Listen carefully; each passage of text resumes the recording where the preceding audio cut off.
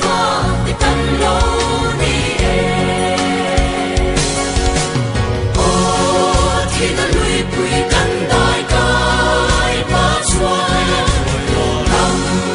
khó ra gian ngoài thì cần nuôi chi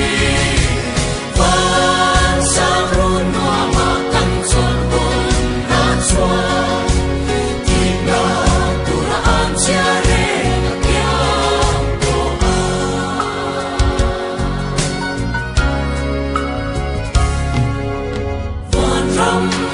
bông xin cần số nét lại ya sinh pha ta đã vui khát khi ăn chút xì mò Christa nên là khi ta lùi bụi can đông chu lâu bông để ra ni ra khang để ra lâu đi ô khi ta lùi bụi can đại